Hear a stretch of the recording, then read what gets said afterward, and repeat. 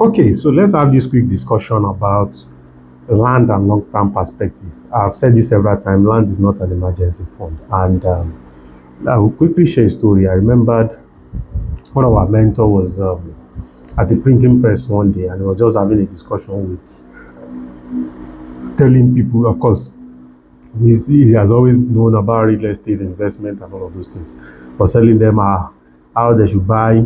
I'm talking about a discussion of almost 30 years ago, how they should buy property somewhere in LBS now in Lagos. That land was going for 150,000 per plot, that those places are going to be boom very soon and all of those things. And he had that discussion.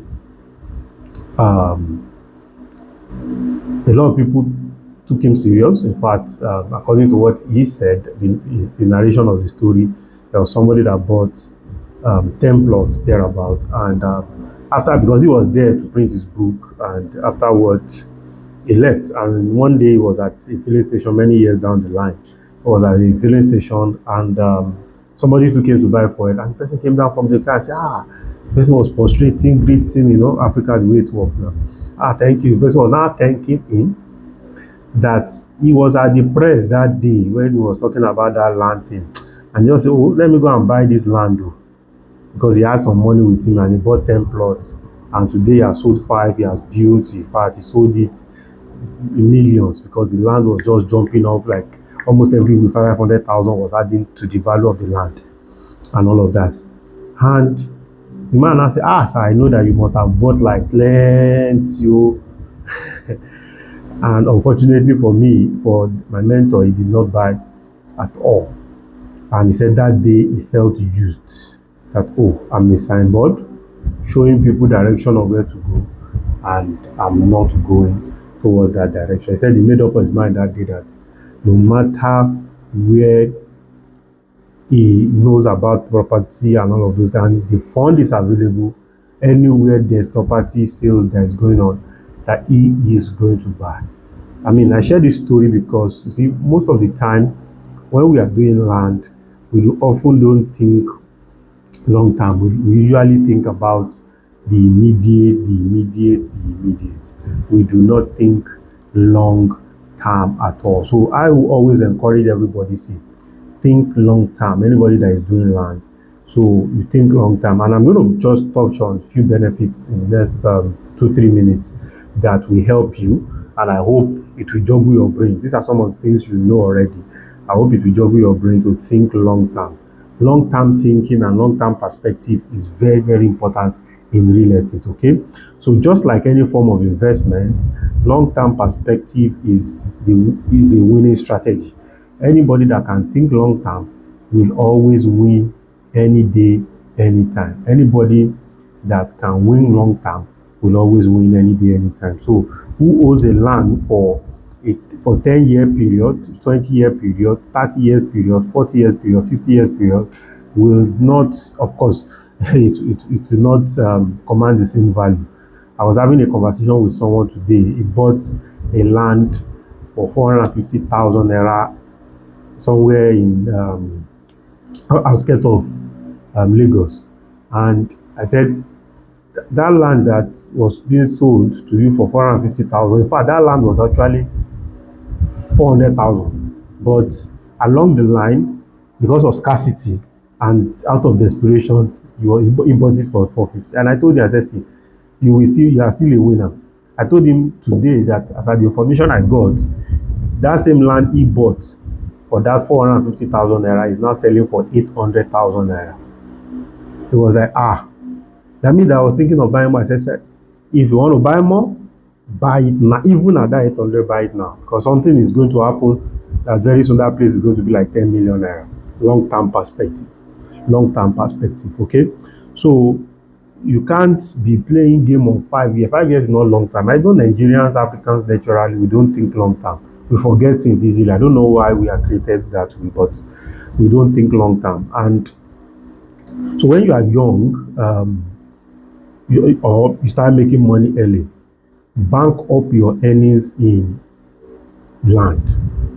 Is one of the things that you can't get wrong. especially if you followed all the mistakes to avoid. In fact, I was telling someone, I said, just go and watch all my YouTube videos. By the time you are coming back, you are coming out of University of Real Estate. Okay, because what I'm doing on this YouTube video is just to compress all the things that I've learned in the last 10, 15, 20 years.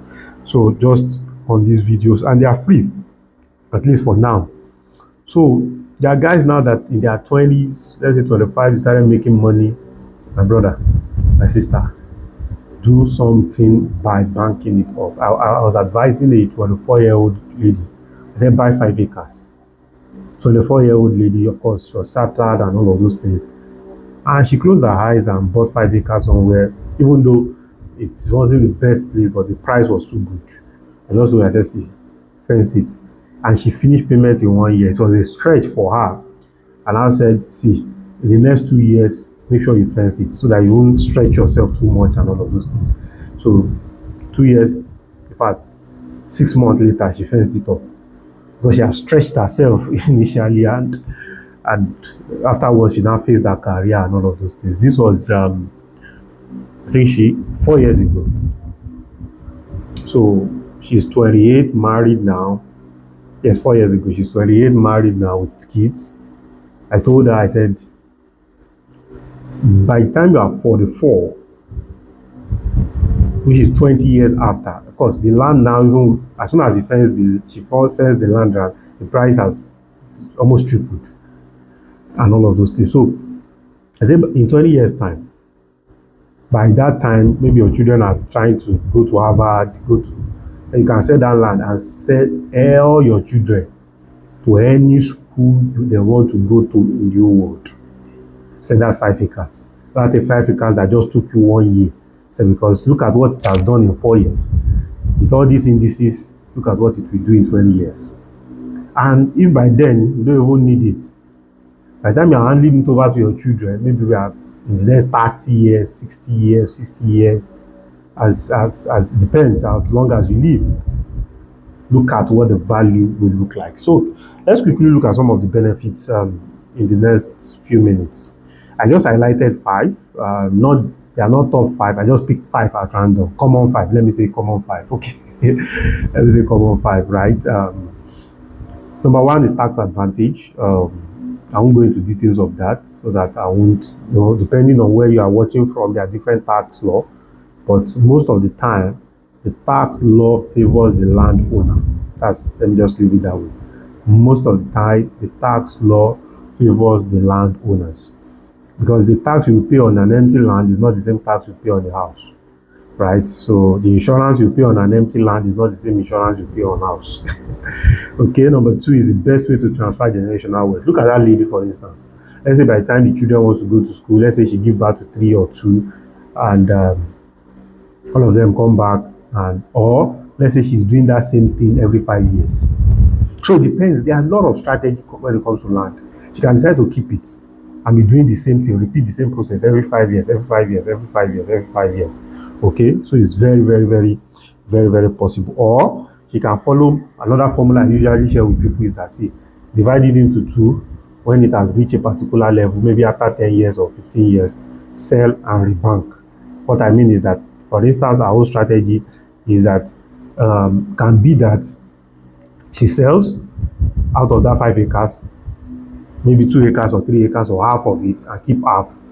Then use that money to go further into the bush and buy another maybe 10 or 20 acres and bank the same process. So it helps you to increase your possibilities, spread your risk, and all of that. Okay, so it helps you to transfer generational wealth. Imagine you are starting your life and somebody handed over a property that worth $30 million US to you. I mean, you're just starting your life. Maybe that property is generating per annum 1% ROI. That's $300,000 US. Okay, and it's very, very possible. Look at the kings and the queens in the British House. So these are things you can research. Okay, the next thing is it helps you to leverage and serve as equity, for joint ventures and all of those things. Some people have property, they need a house, they just do joint venture. They still own land. They own the land. Somebody comes to build on the land, and the joint ventures they share and all of those things. So those are big leverage. The next thing is helps you to store your value, whether you are holding dollars, pounds, anything. Excuse me. Money is losing value, so it helps you to store the value. Then lastly is capital appreciation. I think that one is self-explanatory. Okay, so my name is Ope Oluwa Oni. I don't think I shared my name earlier. So I just finished on long land and long-term perspectives. Okay, so we'll talk again tomorrow, and I'm very sure we're going to be starting something new and interesting as we talk tomorrow. Okay, that will be all for today. Bye.